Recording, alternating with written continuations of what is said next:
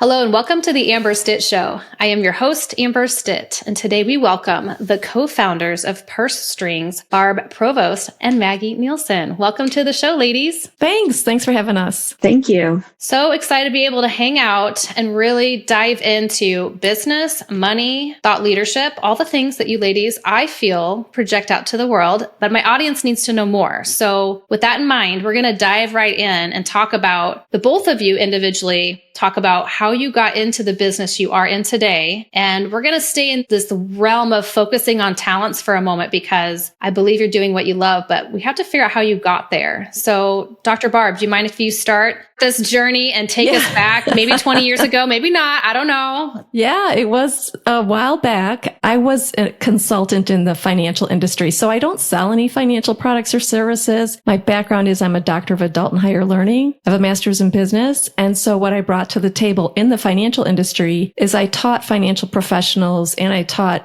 facilitators how to teach financial professionals about product, process, procedure, how to get their businesses up and running, and did a lot around performance management across lots of organizations. And it was at that time, Amber, that I could see the process and the product and the processes, all of that and the marketing materials were not serving women. And I kept saying to leadership, I think you're missing a market. I think you're missing a female market. And think about it. 25 years ago, they just kind of told me, I think we're good, Barb. You just keep doing what you're doing. So it's working for us. It'll be fine. It's working for them. And so when I started my own business, Provost Consulting, and consulted across lots of financial organizations, I saw the same thing everywhere. And so I saw it in the work that I did. And then I went through a divorce myself and navigated that with some other women in this divorce group. And I heard a lot of those women say things like, I don't think I can afford this divorce. I never really paid the bills in the household. I mean, asking a lot of really fundamental financial questions of themselves and how-tos. And I thought, this is interesting. These are bright, smart, educated women, and they're asking some really foundational questions about money. And then Maggie was in high school at the time, and we'd run errands, and I'd see women of retirement age, bagging groceries, or we'd go to Costco and they'd be handing out samples. And I'd turn to her and go, why are these women doing this work, Maggie? Why aren't they rolling around on the floor with their grandchildren? Why are they doing this work? Yeah. And so Maggie would say, I don't know, Mom, let's go. So I kept, thinking about all that I was seeing and experiencing. And so when do men start their businesses? In the garage? Maggie and I started in the bathroom. I was drying my hair and I said, Maggie, grab your computer. I have some ideas. And so she did. And she started taking some notes around the ideas of why this was happening. So I commissioned a researcher to do the deep dive on the data, came back to say that the insurance and financial industry win the award as being the least sympathetic to women, and women are an overlooked market. So I said to Maggie, grab your computer. Let's go talk to women. So we held tons of focus groups, and we just said to these ladies, here's what the data says. What's your experience when you work with a financial professional? And Maggie, what did they say? Most of them said that their financial professional didn't even look at them. Eye contact. They didn't even acknowledge they were in the room. And Maggie would turn to me and say, Mom, why would they give their money to someone who doesn't even look at them? It's just what we were enculturated to do, right? And so because of that, women are not prepared for their financial future. They're a $23 trillion underserved market today. And so I said to the women, what is it that you need? Because you're going to have to take charge of your financial future at some point in your life, with the great divorce at, 3 times the rate and the average age of a widow being 59. And they said, many of them said, Barb, if we had a go-to location where we could get information, worksheets, we could ask our questions and not be talked down to. We were like in a community of like-minded women who are kind of in the same place. We need to learn what we need to know. That would be great. Well, I'm an adult educator. I got you. And then they'd say, but can you also find us financial professionals who know women, who understand what we're up against, who will work with us, treat us with respect, that we can work with? And I said, okay, so that's what the model of Purse Strings is. We're a directory of vetted financial professionals who focus on women, along with a slew of educational resources, information, blogs, our own podcast as well. We're constantly educating women, and that's the Purse Strings model. So for those of you that can't see these ladies, you're listening, it's a mother-daughter combo, duo. So Maggie, you go get your MBA at the same time you're launching. Is that correct? So I was finishing up my MBA. Before that, I was kind of just the scribe, and, Barb and I were always kind of talking and bouncing off ideas. In these focus groups, when I saw all these women talk to professionals who didn't even look at them, I was confused. These focus groups were at our neighbor's house, our hairdresser's house with their girlfriends, real close-knit groups, not just like random people off the street. And this woman, once she learned we were talking about money, stormed off and left because she thought it was rude to talk about. And I was like, that's eye-opening. Okay.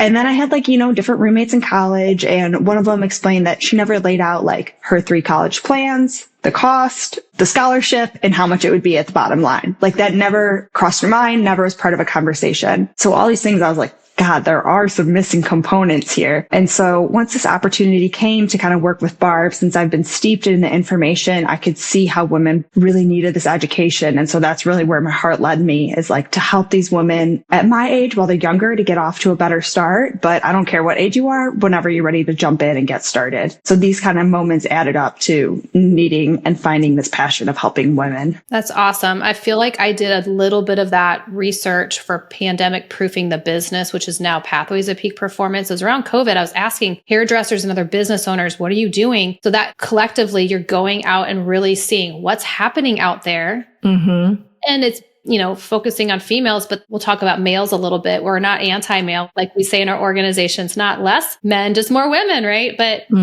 do you feel that maybe it's not cultural only or religious or some of these things that are more submissive? It's just eye-opening, like you said, that women just had to come from growing up that way. There's something happening and we don't even realize we're accepting way subpar, not behavior. What's the word for it? But you're obviously, it's not okay. Right. It happens to us every day. It's very covert. And as we are being raised, we're given poor money messages, give the money to the man, or don't make more than your husband, or give more to the church, or you shouldn't make that much money, things like that. Or when money's discussed, people are arguing. So no one wants to talk about that. Right. And then even today what do we hear the messages? Don't buy that latte. You're spending too much money on coffee. Women spend too much money. Men should invest. So the messaging is totally different. And then I say it's covert because, think about the pink tax. Are you familiar with that? Why don't you explain it? Yeah. So when things that are literally just pink, but the same product are more expensive, think about female razors or even pink bikes or your shampoo and conditioner, all these little things that add up. Even women's t-shirts, just a basic tee is more expensive than a man's. And so you're paying more there, but then you're also getting paid less due to our unequal pay going on right now in our society. And those are just some of the things that, kind of get you at every turn. Yeah. They don't even realize it, but we're paying more for things that men get the same thing, but they pay less. I like the awareness that you're pulling out of people. And ultimately, the podcast here is for financial freedom. However you want to get there, you're going to have different pathways. There's certain ways that I want to put my money to work, and that's okay versus others, or let's idea share. Having that awareness, anyone can be smart with their money. It doesn't mean you have to be a finance expert. I talk about that a lot. It sounds like some of these women, except for the one that stormed off, they're there to say, I'm here in the room. I want to pay attention. Even if he still handles it because he likes that better, I want to know where things are. They're in the room. They've made it that far and they're still not getting that respect. So really pulling that awareness forward. I want people to know that I was a C accounting grade, like mathematics, but I'm in financial industry. How can I help people with their insurance planning? I found my niche and really focused on what I was good at. Everyone can do that. And what if spouses respected that people were different and it's okay and build their plan according to that? So I'm really passionate about that. And I feel that you're providing that leveling up for females to say enough's enough and we can have it all, and building the resources and the networking and all of that. But how did you get here, Bar? Where was this okay, blow drying the hair. We got the computer. Mags is doing her deal.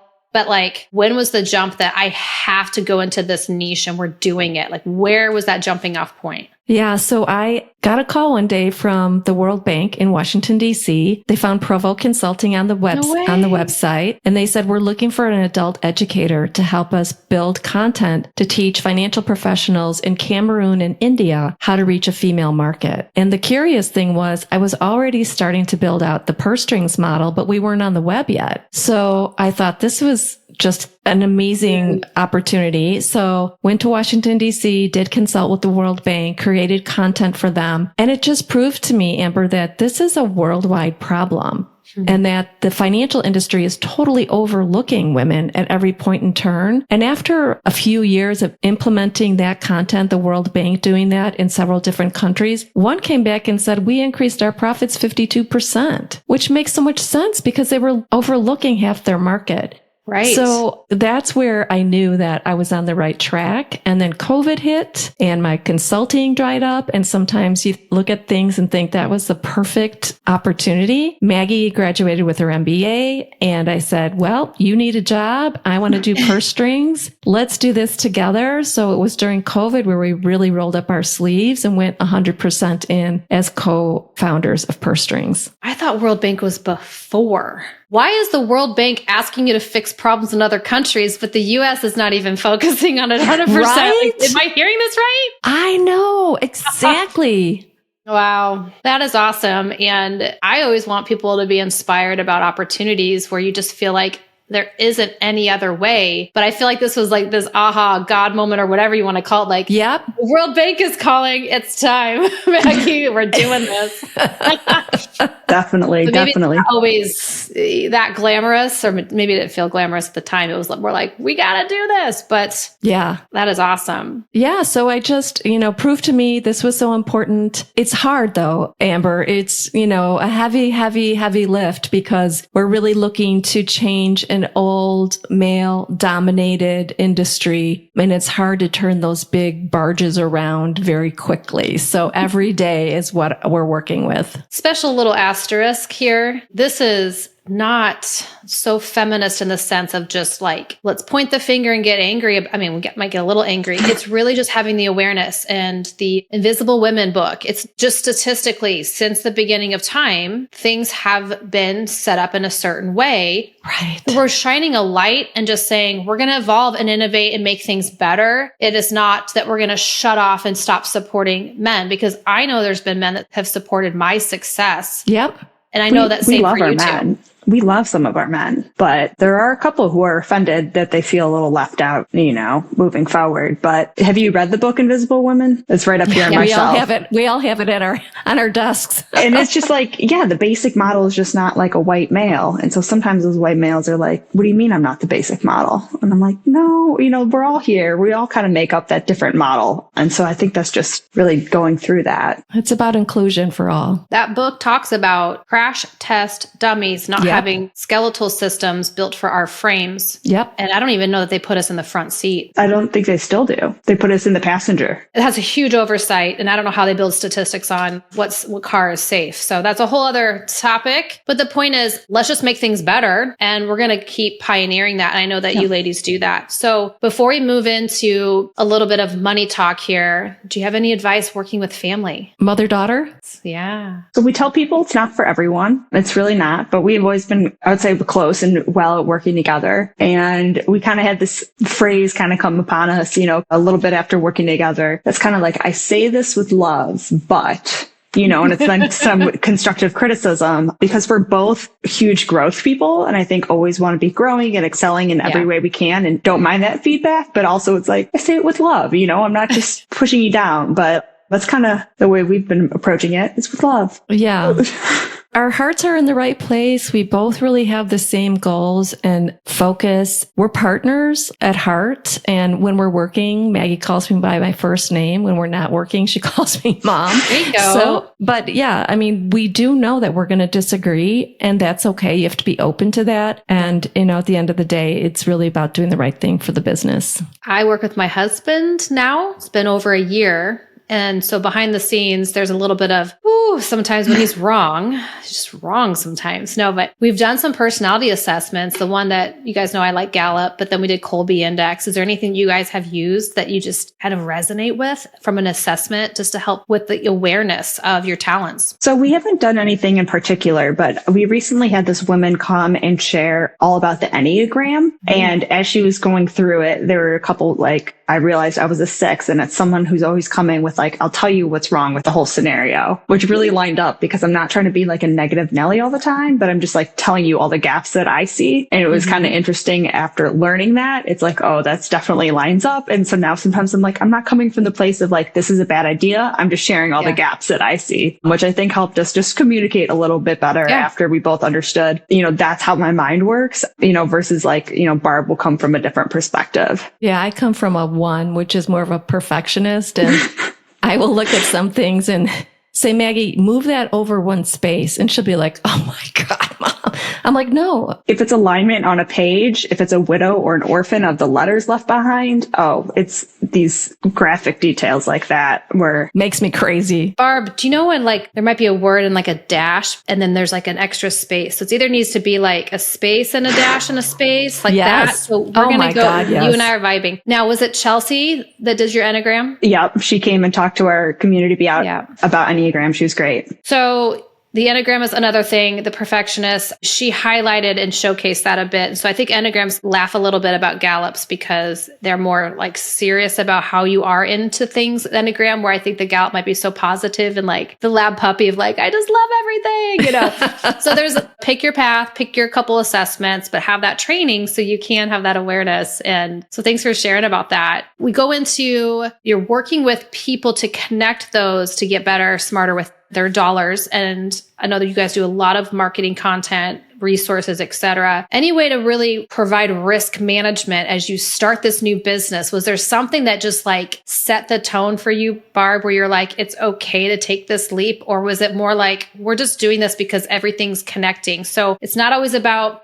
risk management like insurance, but was there anything that you were just already doing that set it up for success that you want to share with others that allowed you to pivot? Well, I had a deep understanding of the financial industry with my consulting, and I knew how they were being onboarded and trained across the industry. And I knew right out of the gate that needed to be changed because those practices are really not the way that women purchase or think about money. And it's true. I mean, it's been validated. It's in all the data. Then it's still happening today where it's very linear. And yet if they understand that women don't purchase often in a linear process, we think about things, we ask more questions. We're not saying no. We're just saying, let me think about it. And then we'll come back to it. It's kind of this black skirt story. Like if you were to go to the mall with your husband and you said, I need to get a black skirt. And he said, okay. He might walk up to a rack and say, I know my husband would do this. Here's a black skirt. And you're like, yeah, it's black. Well, it might be a little bit too short. So let me find another one. You go to another store. I like this one and it's got pockets. That's super cool. Oh, but it's got to be dry cleaned. Forget it.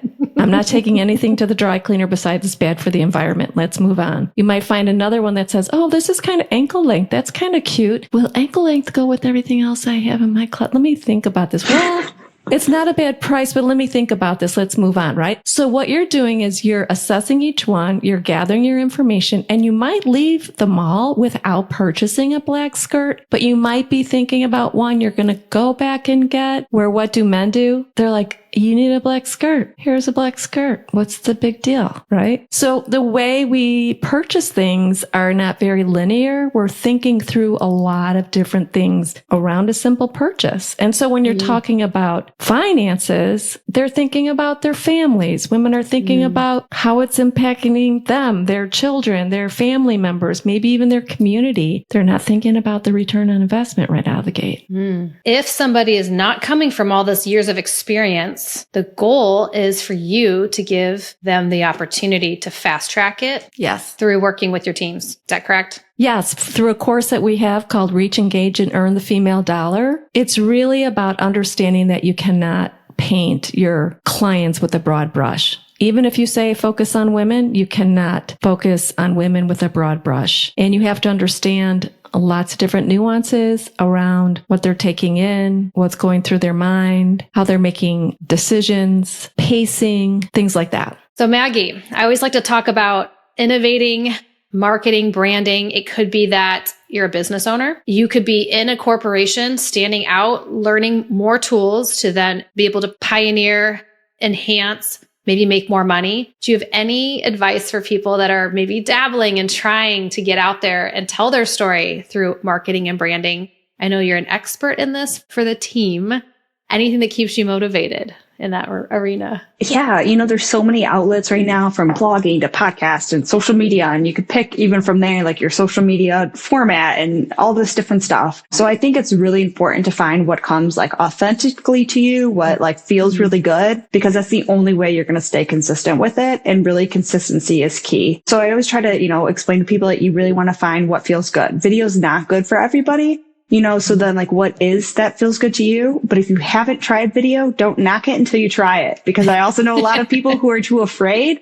And really, you just need a little bit of practice. But, we always try to stay really consistent, and we are on many platforms. But, I realize like, podcasting and video is my favorite, and those are great ways to then repurpose that content. So that would be another thing, is try to repurpose as much as you can, either taking clips from podcasts or taking a quote out of it or writing a blog about part of the podcast. There's no reason to reinvent the wheel. And there's so much AI that could help you with that, or an assistant, a virtual assistant. So, take advantage of all these tools that are out there, because there is something new every day. There might be a little bit of a learning curve at the beginning, but it's always worth it in the end, because you've got to be out there on social media on a platform. No matter what you're doing, people are going to check it out, especially if they go to your website and you have a link, they're going to go check out your Instagram or your LinkedIn or your Facebook, whatever it is. So just make sure you're kind of up there updating it, because people are going to check all of it out, whatever you have to offer. Barb, do you have something? Oh my gosh. Social media is a whole nother world. I'm so glad to have Maggie as kind of taking that on, because, like we say, you need a PhD in every platform to really get the most out of it. So we found out that we've touched every single platform, but we are really honing in on just a few to really focus, because you can't spread yourself too thin. And like Maggie has said, she's repurposed so much, which is really the key as well. And everything's changing every day. AI is changing so many things. It's making it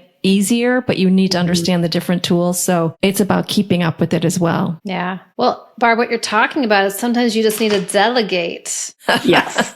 Even if, and I think that's what's interesting. And I'm in mid-40s and I have a lot of older colleagues. Some people say, I just won't do it because I don't like to. Find something like Maggie, like with what you're saying. Find a way to collaborate with somebody, but you can delegate the editing or some of these other things out. You don't have to be literally doing all the steps yourself. It's a must, especially if you want to have an ongoing practice with some legacy built into it, because the younger market is not going to be meeting you in your office anymore. So we have to meet people with where they're at. But yeah, find out what you like. Like I do love more podcasting conversations versus like I was at a retreat not too long ago and there was a videographer said, give me a testimonial. I just can't off the cuff just talk. They're like, you can talk. I'm like, no, I can't do that. I can podcast and I'm okay with that. So just find with what you love, but get out there and tell your story. So thanks for sharing with that. And I kind of want to just see, when it comes to the business model with both of you, were there any mentors or anything that really resonated to help you level up and inspire you? I have a really good coach, a really good business coach. And believe me, I've been through a lot of coaches. I'm a coach myself, but I needed somebody to help us grow the business. And she was fantastic. She still is fantastic. And, Maggie and I do what you tell us to do. We learn very quickly. We're action takers. She, I would say, made incredible impacts in the work that we do to get us launched and get us up and running. I would also say that we hire out for those areas of expertise that are not ours. Yeah. And that we know we can't do, which I think is also important. What would you say, Mags? Yeah, I was going to re-highlight delegating. Like when we started our podcast, we're like, this is something we want to do. We could spend the whole day editing the podcast. Like this would be not beneficial to any of us and it would still not be great. Like this is, if we're going to do it, somebody else needs to do it. Like that was the main protocol there. But I think, having a coach was great. And then, working with so many inspiring women around us and inspiring men, but just having them as our push strings approved professionals, even if they're not, just there are so many amazing women that I've got to meet out there who, as, a youngster, they're just so inspirational to look up to. And so that's always been fun to have because there's always somebody who's going to either compliment you or pick you up when you're feeling down. It's great to have all those inspirational women behind you who, are cheering you on. And that's how I met the both of you. And we have multiple mutual connections, organizations, events that, we see each other virtually or in person. And I can't say it enough that sometimes this community, this professional community can be just so different than friends and family that you've grown up with. And it can really kind of save your life at times when you're really working through a launch, a problem. There's that reciprocation of mentorship and menteeship. 100%. Was there any moment that you both had where you're like, it was more than you thought it would ever be? I mean, you start with these focus groups and you're seeing some of these gaps of just what was out there. Was there any ahas? I'm sure there was, where you're just like, we are in the right place. Any success stories when it came to like your network? I mean, there's a couple people you'll talk to and they'll just like kind of light up and they're like, I wish I knew about this 20 years ago. Or they're just like, they'll be like, if you're not yet, like you'll be $1 million company. Like I know that for you. And it's just whether they know it or not, you're just excited to hear that, excited to have people reciprocate that. And when anyone joins our community or we see somebody, who uses our professionals and we hear such great feedback, it's so satisfying knowing that you help them in that work. And it can be generations that change once they change their money story. And so it's just exciting and empowering to hear. And so when people join the community as well, it's like, they have the same beliefs, they have the same mindset, they want to empower more women. And so it's just exciting when you have more of those people in your orbit. Yeah. It's like a daily thing that it sounds like.